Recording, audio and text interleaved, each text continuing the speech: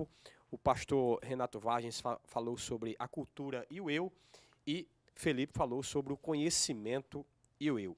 Queria já começar com duas perguntinhas baseadas no que vocês falaram aqui. Para Renato, em primeiro lugar, me chamou a atenção, Renato, quando você disse que muitos estão negociando com a cultura, né?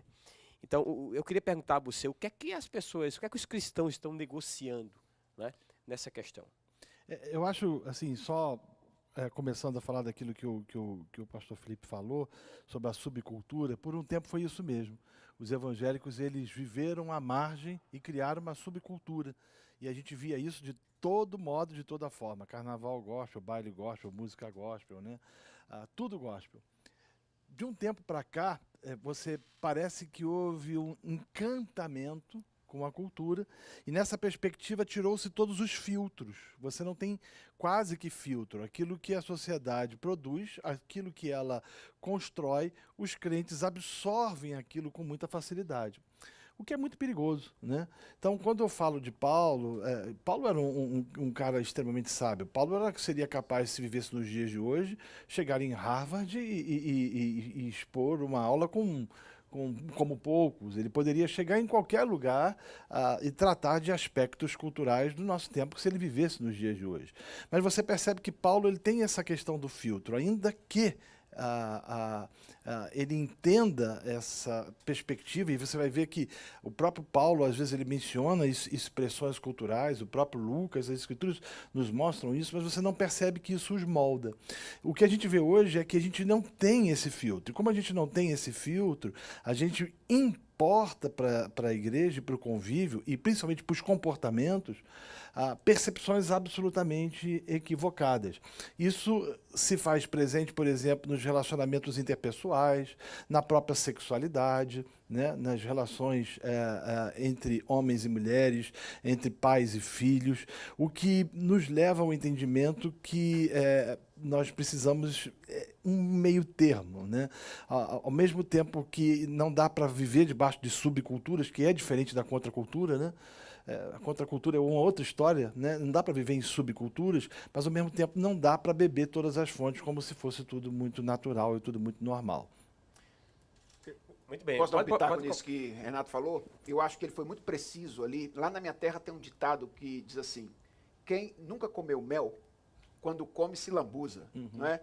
Então, durante muito tempo, eu acho que a igreja brasileira, ela viveu assim, sufocada por não pode isso, não pode aquilo, Sim. não pode nada. Então, eu me lembro da minha adolescência, por exemplo, eu perguntava, pode ir no cinema? A gente discutia essas coisas. Pode ir no cinema? Assistir filme? Pode ir num show de música, não é? A gente discutia essas coisas. Em determinados lugares na cidade, assim, se você tivesse lá um restaurante que tinha um músico tocando e as músicas não eram músicas cristãs, alguém dizia, olha, vi fulano de tal lá naquele restaurante aquele dia, ele estava lá ouvindo aquelas músicas, etc. Então, nós fomos treinados durante muito tempo, assim, numa perspectiva muito monástica, de separação. E aí, de repente, nós começamos a aprender que, na verdade, essa não é a maneira correta de viver a vida cristã, porque Deus criou as coisas, a arte é coisa divina, e que expressa a beleza de Deus, e etc. E começamos a aprender essas coisas. E aí nós falamos, é? E aí, então, fomos para nos envolver com essas coisas sem freio. Não é? Sem freio, é isso que o Renato disse ali. E eu acho que nós nos enganamos muito. Por quê? Porque existem determinadas coisas que são a expressão máxima de uma cultura distante de Deus. E essas coisas, elas não têm um equivalente para nós. Ou seja, a gente precisa rever a maneira como a gente faz isso. Então, o Renato mencionou ali, por exemplo, tinha lá o carnaval gospel, ou tinha a balada gospel, e assim sucessivamente. Veja, um cristão que diz assim, olha, eu tenho isso e eu quero o equivalente disso que eu possa participar, não entendeu o nível de seriedade com o qual ele deve avaliar uma prática cultural. Porque o ponto é, diversão não é pecado. Mas a pergunta é, um cristão se diverte da mesma maneira que um não cristão se diverte? Essa é a pergunta fundamental. Baseado, fundamentado no que você falou ali, me veio algo em mente aqui, eu coloquei, que tipo de discernimento temos que ter ao consumir qualquer produto cultural? Essa é uma pergunta bastante difícil. Eu diria que o grande desafio cristão é entender que não existe produto cultural religiosamente neutro. Acho que essa é a grande questão central. O problema é que às vezes a gente olha para os produtos culturais como se eles fossem menos do que eles verdadeiramente são. Então, a gente é muito passivo na maneira como a gente se relaciona com eles, porque a gente não percebe a profundidade do nosso engajamento com eles. Então, por que alguém assiste um filme? Não é só porque ele está a fim de, eu quero tirar as coisas da minha cabeça, eu vou ali. Não. É porque filmes são narrativas que nos envolvem existencialmente e nos chamam para dentro da história. É por isso que a gente, às vezes, começa a torcer para os atores. Tem uns caras lá, a gente começa a torcer para ele fazer algumas coisas, outras não e tal. E os roteiristas, eles são muito hábeis em fazer isso. De repente, isso acontece muito com novela. Os crentes estão tudo torcendo para o casamento do fulano de tal dar errado, porque o roteirista, ele construiu de tal modo um personagem que eles estão agora identificados com esse personagem. Então, acho que o grande insight de um cristão, quando ele lida com um produto cultural, é entender o seguinte: eu não estou lidando com uma coisa qualquer. Eu estou lidando com uma coisa capaz de capturar o meu coração e me envolver, por isso eu preciso lidar com ela criticamente ou ativamente. Muito bem. Chegou uma pergunta aqui, Renato, que eu queria fazer para você, de Aparecida Sobral, né? Vamos ver aqui seu... Vamos lá. O cristianismo é ao mesmo tempo um modo de perceber o mundo, isso ela é afirmando aqui, né? Mas também um modo de proceder. Jesus percebia a cultura para em seguida agir sem fugir de seu princípio. Jesus se relacionava com a cultura sem, contudo, ser contaminado por ela, né? A cultura, ela, por exemplo, ela relaciona ou ela impõe sobre as pessoas jeito de vestir, jeito de dizer, expressões, formas, falas. E é interessante que quando, por exemplo, Jesus foi traído por Judas, claro, para que se cumprisse a escritura com um beijo, mas alguém, se ele fosse um cara que se vestisse fora da cultura, ele dizia, é aquele esquisito lá, né, que tem aquela roupa, então é fácil de você decifrar e discernir quem era. É uma linha muito tênue, você caminhar dentro da perspectiva de um mundo cultural e social, porque Deus nos criou para isso, nós fomos criados como seres relacionais e fomos criados para produzir cultura, sem permitir, contudo, que esse aspecto da queda, como o Felipe falou com muita propriedade, prevaleça nas nossas vidas, moldando a nossa forma de enxergar o mundo. Se, por um lado, é possível você ter boa cultura e se relacionar com coisas saudáveis que vão, de certa forma, lhe edificar, por outro, essa cultura pervertida, ela tem a capacidade de construir uma percepção de uma cosmovisão que vai te levar ao caos, né? É como a gente vê de fato, a gente olha para a novela e fica torcendo para o cara largar a mulher porque a outra é muito mais simpática do que aquela qual ele vive, aquilo que ela se relaciona. Então, eu entendo que a igreja ela não pode viver debaixo de subculturas, e um perigo da subcultura, não sei se o Felipe vai concordar comigo, mas é que você acaba pecando quando o mandamento tomar o nome de Deus em vão, né? Porque você cria uma estrutura gospel e você faz de Deus o seu entretenimento porque você demoniza a cultura como se fosse... Só que o modelo vem de fora para dentro. Exatamente. Então você apenas passa um verniz espiritual. É como se você passasse um verniz espiritual. Só que o modelo foi todo pensado para aquele que está lá fora. Então, por exemplo, por que não existe balada gospel? Porque balada é um tipo de diversão que foi pensado com objetivos que não convenham ao entretenimento cristão. Então, você só passar um verniz nisso é você ser muito superficial na maneira como você lida com as coisas. Agora, Renato falou um negócio ali, Helder, que ele usou uma expressão, cultura pervertida. E às vezes as pessoas nos assistem e veem a gente usando essa expressão e dizem assim, então isso tem a ver assim, só com aquelas caras feias do pecado. Não. Veja, por exemplo, cara, eu tenho um sofrimento muito grande para ouvir música no Brasil hoje. Eu tenho muita dificuldade. Sabe por quê? Não é só porque tem muitas questões ruins, tem muito artista bom, etc. Mas é porque a música brasileira virou monotemática. Ela só tem um assunto. Qual é o assunto? Paixão. Só esse assunto.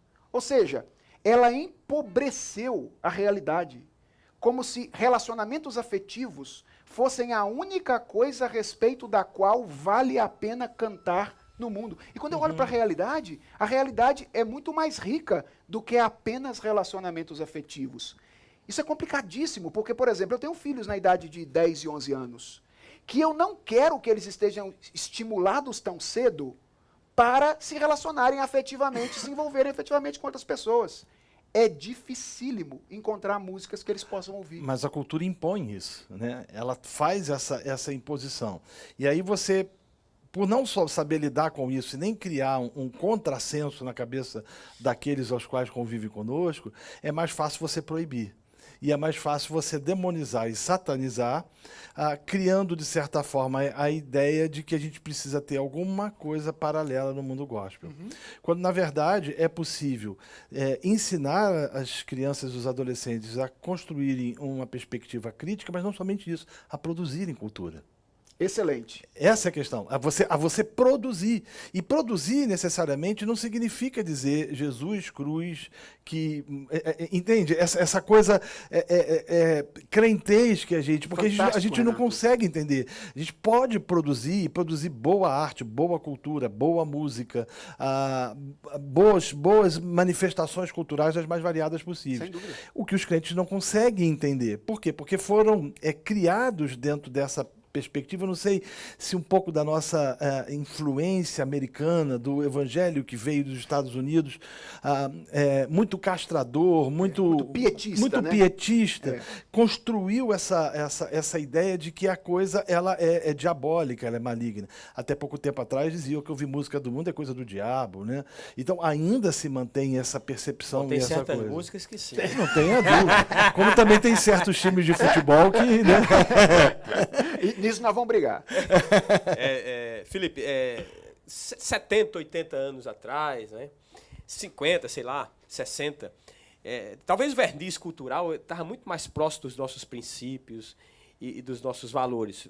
Não sei se eu estou correto em afirmar isso. Mas hoje a coisa está se tornando tão escrachada que ser cristão, se quisermos ser fiéis às Escrituras, não seria que meio que ser um contracultural de tudo isso que estamos vivendo hoje? Sem dúvida. A minha menina, esses dias um pastor amigo meu, né? A menina dele foi casar com 24 anos, né? E a mãe foi levar ela numa ginecologista e a médica começou a repreender a mãe, que ela estava oprimindo a menina, lá vai aquela coisa toda, porque a menina era virgem ainda, né? Então, eu não sou tão velho assim, né? Mas quando eu era criança, adolescente, uma menina que perdia a virgindade era uma novidade. Hoje parece que ser virgem é que é uma novidade, né? Como é que você vê isso? Então, eu acho que nós vivemos um tempo muito desafiador, de fato, para a fé cristã, mas eu não sei se a questão é uma diferença de tempo e de época. Eu acho que o cristianismo sempre foi contracultural e ele sempre será contracultural. É que, há algum tempo atrás, a gente tinha algumas coisas que visualmente estavam mais próximas da nossa cultura e daquilo que cremos. Então, por exemplo, havia algum tempo atrás, para falar de uma coisa que Renato entende bem, ele vai até me corrigir se eu estiver errado. Algum tempo atrás, a ideia da autoridade masculina, no contexto da família e etc., isso estava bem estabelecido. E existe um paralelo entre esse fato e o conceito bíblico de masculinidade. Agora, é um paralelo. Porque eu não sei se dá para pegar, por exemplo, a maneira como homens no mundo viviam há 40, 50 e 60 anos atrás e dizer que eles viviam de acordo com uma perspectiva bíblica.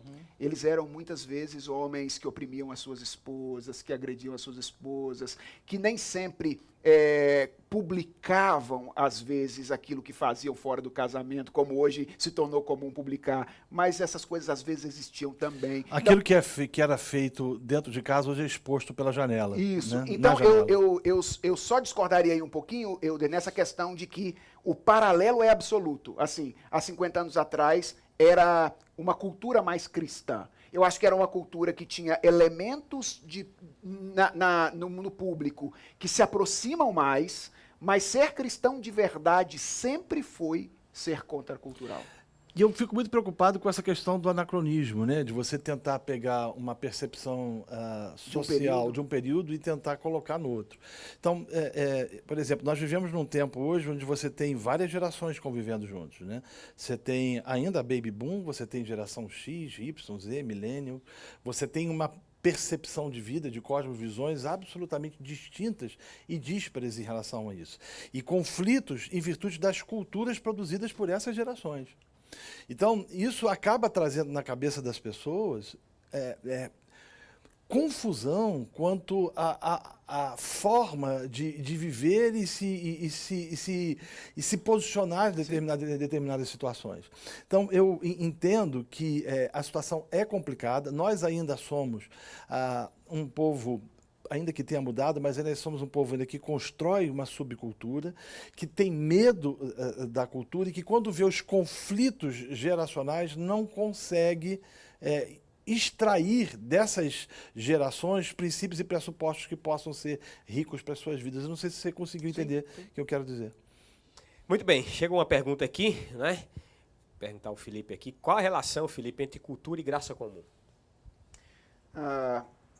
Graça comum é um conceito que surgiu mais especificamente no movimento neocalvinista, né? Quem usa muito essa expressão é o Abraham Kuyper, no seu livro Calvinismo, etc. Ali, inclusive, ele traça uma genealogia do conceito, etc., que é um conceito que surgiu para explicar por que, apesar de toda a perversão do homem, coisas boas continuam sendo produzidas por ele.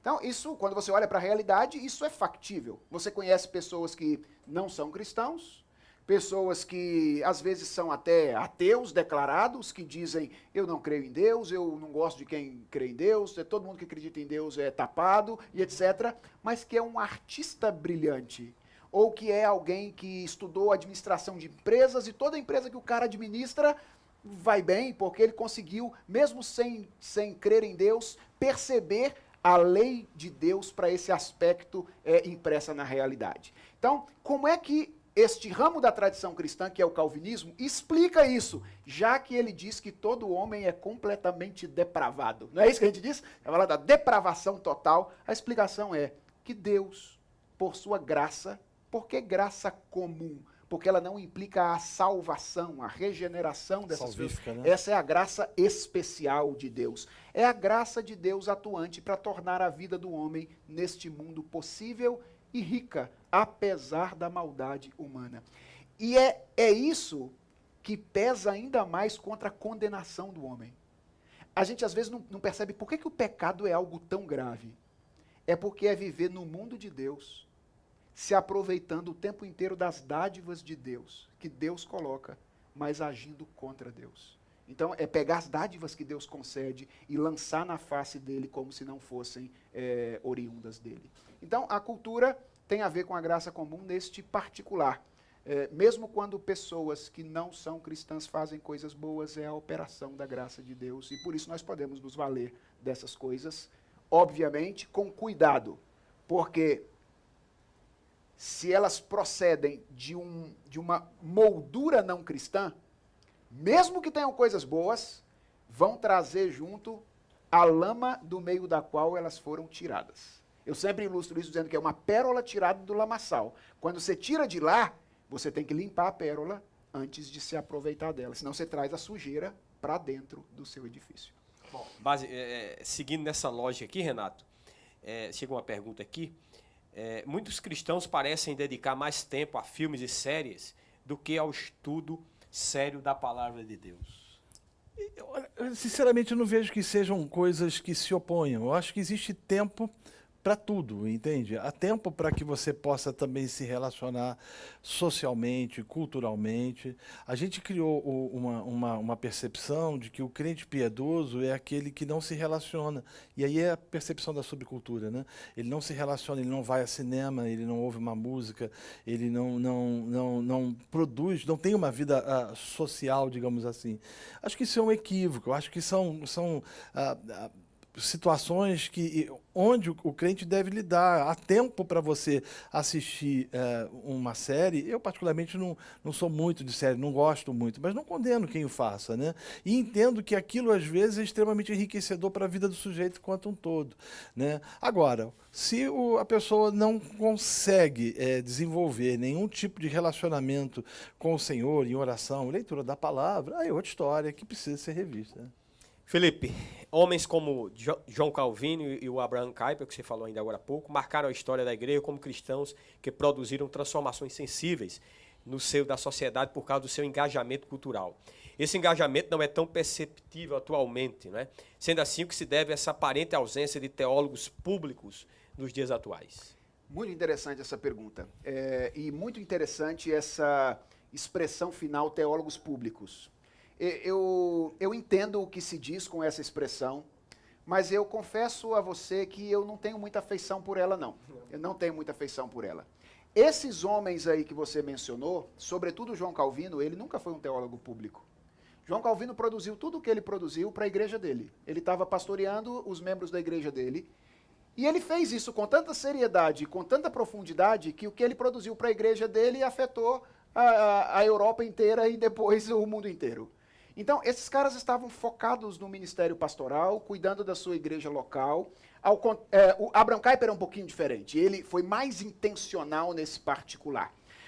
Mas uma coisa importante destacar é o seguinte, é que esses homens foram os homens que ficaram lembrados na história como representantes de determinados movimentos. Mas, Euder, não foram eles que fizeram sozinhos o impacto que o evangelho causou na geração deles. Eles ficaram lembrados porque eles exerceram um papel, aprove a Deus, colocaram-os em um lugar de destaque. Mas foram os pais de família, mães de família, ovelhas das igrejas dessas pessoas, ouvindo as suas pregações, vivendo no trabalho, na escola, no lazer e etc., que fizeram com que o evangelho se espraiasse e a gente tivesse uma Genebra do século XVI ou uma Amsterdã do início do século XX. Kuyper e Calvino, eles são representantes de um movimento, mas a cultura não é impactada por um ou dois homens fazendo teologia na internet ou escrevendo livros. Esses homens são importantes porque eles orientam pessoas para que as pessoas entendam a palavra de Deus e vivam adequadamente. Mas a cultura é impactada por pais e mães que criam seus filhos de maneira responsável, que trabalham de maneira adequada e que vivem na cultura para a glória de Deus. O que acentua em muito a necessidade do pastor, trazendo para o que você falou, de ser alguém que vai cuidar da sua igreja, de treinar e capacitar a sua igreja para que ela possa exercer de forma saudável e santa Sem dúvida. essa expressão da glória de Deus na sociedade, né? Sem dúvida. Né? A igreja é o ambiente de preparo. Exatamente. Isso aí, né? Renato, que conselhos você daria para aqueles que desejam lidar com a cultura para a glória de Deus? Primeiro, não demonizá-la, né? E nem tampouco endeusá-la, né? Eu acho que são duas perspectivas. Eu não gosto muito, talvez não sei se o Felipe vai concordar comigo, mas eu não gosto muito dessa expressão que o pessoal usa, nós vamos redimir a cultura. Também não gosto. Né? Eu não acredito nisso, eu tenho muita dificuldade disso. E nessa perspectiva de redimir ou querer redimir, você acaba negociando o que não pode negociar e às vezes até mesmo endeusando a própria cultura. Então, eu acho que a gente precisa se relacionar com ela, não construir subculturas. Não, subculturas tem a forma de piedade, veste-se, tem a vestimenta de uma aparente santidade, mas ela traz para o comportamento dos crentes o mesmo comportamento que se tinha lá fora, como balada gospel, ou seja, você reproduz tudo aquilo lá. Então, eu não teria medo de enfrentar a cultura, né, ou de lidar com ela, ou até mesmo de discutir ou tratar a respeito dela, mas eu tomaria cuidado de não permitir com que conceitos, pressupostos e valores antagônicos às Escrituras dominassem a minha vida. Como também eu fugiria da possibilidade de tentar endeusá-la. Muito bem. Felipe Fontes, a Bíblia nos chama a ser sal e luz no mundo. E por isso devemos influenciar sem sermos influenciados. No entanto, ao mesmo tempo, a Bíblia nos diz em 2 Coríntios 6,17 que devemos sair do meio deles e não tocar nada impuro. Por este motivo, onde está o limite e onde está o equilíbrio entre ser sal e, ao mesmo tempo, não se deixar perder o poder de ser sal? Ok. Essa é uma pergunta bastante difícil, porque ela é uma pergunta que quer uma linha de corte. E uma linha de corte não existe. Assim, fosse assim, a vida cristã seria muito simples, né? É que a gente está muito acostumado com essa questão de isso pode, aquilo não pode. Isso pode, aquilo não pode. Então, a gente quer um modelo muito emoldurado, assim, de como é que a gente se porta na vida cultural. Eu costumo dizer para as pessoas que a vida cristã é muito mais do que a aplicação de determinados princípios a algumas situações. É claro, isso é parte da vida cristã. Mas a vida cristã é andar com Deus. O que Enoque fez? Enoque andou com Deus. E na medida que ele andava com Deus, ele foi guiado por Deus para as diversas situações da vida dele, onde com a sabedoria que Deus dava, ele conseguiu se portar de modo a viver como um homem de seu tempo, mas com os olhos colocados na eternidade. Então, eu não creio que exista uma resposta que dê uma linha de corte e diga, até aqui você pode ir, daqui não passa. Até porque não existe nenhuma situação idêntica na nossa vida. As situações, elas são muito particulares e específicas. E algumas situações são extremamente difíceis de tomar uma decisão. Deixa eu dar um exemplo aqui, por exemplo. Eu preguei recentemente no livro de Esther. E, cara, uma das dificuldades de pregar no livro de Esther é que você não tem... primeiro, o nome de Deus não aparece lá. Nem o narrador diz assim, ó, isso fez certo, isso está certo, isso está errado. Igual você tem no livro dos reis, fez o que era bom perante o Senhor, fez o que era mal perante o Senhor. Não tem isso lá. Você tem uma história. E aí você se depara com alguns acontecimentos que você tem que julgar. Por exemplo, Mordecai não se curva diante de Amã. Certo ou errado? A princípio a gente diz assim, certo, ele não devia ter se curvado mesmo porque será um ato religioso. E quando você vai estudar, você descobre que aquilo era muito mais parecido com uma continência política, tipo o policial que bate continência para o outro, do que propriamente um ato de adoração. E o que ele faz precipita tudo aquilo que acontece lá depois. E outra coisa, ele não se curvou diante de Amã, mas de Assuero ele não via problema. Lá no capítulo 8, está ele curvado diante de Assuero, reconhecendo a autoridade dele. Veja como é que a questão é difícil. Ele tinha que ter se curvado ou ele não tinha que ter se curvado? E é difícil pra caramba pregar no livro, porque você tem que tomar uma opção, né, para poder interpretar. E a gente fica ali sem saber exatamente o que fazer. Eu só estou usando esse exemplo de Mordecai para dizer assim, a vida na cultura é muito mais difícil e instável do que a gente costuma imaginar. Eu estava pensando nesses dias na vida de Ló. Né? O texto diz que quando os pastores de Ló separam, e Ló se separa de Abraão, Ló escolhe a campina e ele se encanta porque parecia o jardim do Senhor. E ele vai armando as suas tendas até dar em Sodoma e Gomorra. Uhum. Então isso me faz pensar muito em subculturas evangélicas, né? Ou seja, parece, não, isso aí que a gente está criando é uma coisa que parece mesmo de Deus, só não tem a nomenclatura, mas quando a gente menos se dá conta, a gente vai importando e trazendo conceitos, valores e pressupostos dessa lama contaminada pelo pecado para o meio das nossas igrejas, né? Muito bem, Renato, eu vou fazer essa pergunta para você aqui. Existe uma igreja atual, um movimento que diz buscar uma contextualização da mensagem e estilo de vida cristão na busca de alcançar pessoas, né? Mas que faz os cristãos parecerem, tá aqui entre aspas, com o mundo, em termos de não mais impactar pela diferença e até mesmo abraçar elementos culturais de idolatria coletiva, presente na moda, na comunicação, no estilo de vida, etc. O que você pensa desse movimento e como contextualizar sem se assemelhar ao mundo em seus aspectos pecaminosos? Olha, a contextualização ela está relacionada à forma de você comunicar, você falar com a pessoa a qual você convive ou que está inserido numa determinada cultura a respeito do Evangelho. Sem com que, contudo, você tome a forma pecaminosa do mundo. Eu acho que é uma linha tênue, mais uma vez. Há coisas que você tem e como e pode contextualizar e outras que você não pode fazer porque corre o risco de você sincretizar. Então, assim, é muito subjetivo a gente afirmar uma premissa diante desse texto tão vago, né? Porque pode ser que a percepção dela quanto à contextualização esteja equivocada quanto, por exemplo, a fala. Deixa eu tentar explicar aqui o que aconteceu há pouco tempo atrás com um irmão. Um irmão, ele 60 anos de idade e ele tem um filho de 10, 12, né? E ele foi criado extremamente rígido. E o filho dele chamou uma pessoa mais velha de você.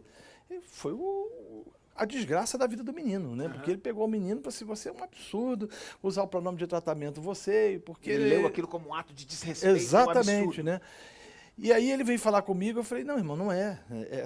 Não é, ele não foi desrespeitoso. O contexto a qual ele vive hoje tem uma perspectiva absolutamente diferente. De geração. Exatamente. Então, assim, tem coisas que alguns evangélicos vão olhar e eles vão olhar como se fosse uma perspectiva mundana, mas não é. E outras são efetivamente mudando. Então é muito tênue você fazer um tipo de afirmação, porque você pode dar margem para a construção de uma perspectiva errada. Né? Eu tenho um insight aí que eu acho que pode ajudar um pouco. O grande problema dos movimentos de contextualização contemporâneos é que eles estão focados nas preferências das pessoas e não nas necessidades das pessoas. Ou seja, a pergunta deles é: o que as pessoas querem? Então eles dão para as pessoas o que as pessoas querem. Enquanto contextualizar a comunicação na pregação do evangelho é dar para as pessoas o que elas precisam para que elas compreendam a mensagem. Então a minha pergunta não é se ela gosta de um jeito ou de outro. O que ela gosta, a princípio, para mim, não é uma preocupação. Uhum. O que me interessa é o que ela precisa nesse tempo, nessa cultura, para que ela compreenda a mensagem, para que ela entenda a mensagem.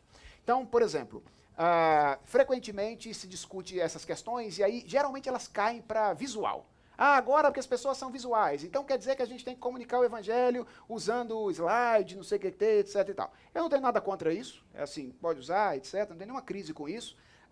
Só acho que isso é uma visão pobre de contextualização. Pobre.